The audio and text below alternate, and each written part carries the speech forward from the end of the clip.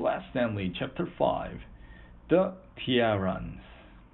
Unbreakable trapping chair, prisoner, surrender.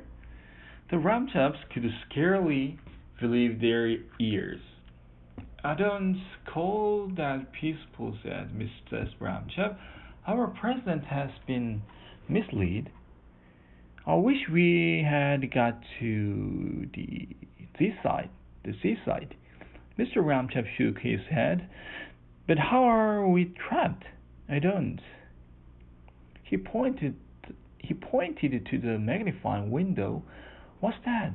A tiny blue line, like a thread, had been passed over the Star Scouts. Stanley switched on the wiper above the big window, and the first flick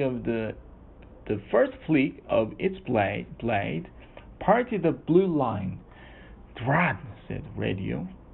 Other boys rose, started, and then the deep voice spoke again. "Earth people, we are sending a messenger, a regular ordinary Tiaran, just to show what we are like."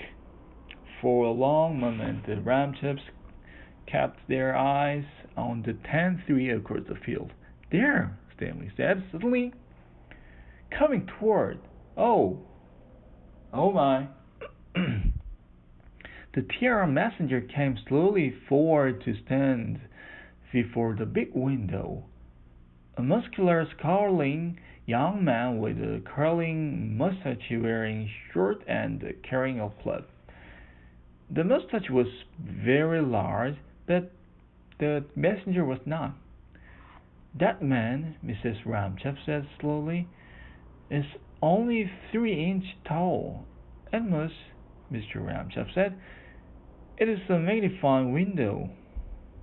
"The Tiaran seems to be calling something." Arthur opened the door a crack, and the words came clearly now. "Afraid to let us see you, Earth people, because I am so enormous." "Huh? Our Tiarans are this big." Flinging the door wide, Arthur showed himself. "Well, I am a small Earth person," he shouted. "The rest are even bigger than me." "Aye, not me," Mrs. Ramchap said. "And don't tease, Arthur. Oh, he's painted."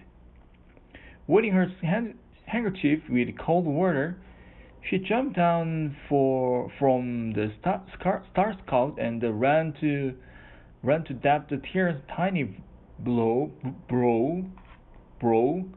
Cries rose again from the spaceship radio. "A giant killed Ick! There's another, even bigger!" "Oh, gross! Look, Ick's all right." The Tiaran, by grasping Mrs. Ramchap's handkerchief, had indeed pulled himself up. Furious, he swung his club, but managed only to tap the top of her shoes. "Ouch, Scott!" she said, and he darted back across the field. "Oh my," said the radio. "Never mind about surrendering, Earth people. A truce commit is on the way." At first they saw only a tiny flag floating like a white bird fly far across the blue brown field, but at last the Tiaran commit drew close, and the Ramchaps, waiting now outside the Star Scout, could make each little person out. The flag was carried by the scowling young man with the mustache and the club. The other member of the committee, a bit smaller even than he, were a red-faced man wearing a uniform with medal across the chest, a stout lady in yellow dress and a hat with a flower on it, and 2 older men in blue suits, one with wavy white hair, the other thin and bald. The committee halted, starting bravely up. "I am General F. shouted a uniformed man. Commander of all Tier Force. Stanley stepped forward. Chief Pilot Stanley Lampchup, he said, from Earth. These are my parents, and Mr. and Mrs. George Lampchup, and my brother Arthur. President Ott of Tierra and Mrs. Ott, said General App, indicating the wavy-haired man and the lady. The bald chap is Dr. App, our chief scientist. The grouch one with the flag is my aide, Captain Ick. No one seems sure what to say next. A few polite remarks were exchanged. Nice meeting you, Earth people. Such a pretty planet, Terra. Thank you. Were you very long in space? And Mr. Ramcha realized suddenly that the Terran were uncomfortable talking almost straight up. He got down on his knee, the other Lamchas following his example, and the Terrans at once lowered their heads in relief. Right, said General App.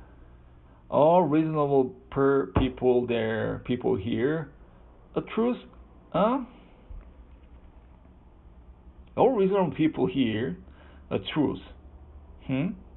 I'm for war, frankly, growled the captain. Ick, but Stanley pretended not to hear. A truce? Good idea, he said. We come in peace. Mrs. Oates sniffed. Not very peaceful fighting for Captain Ick. She pointed at Arthur. That giant shouted at him.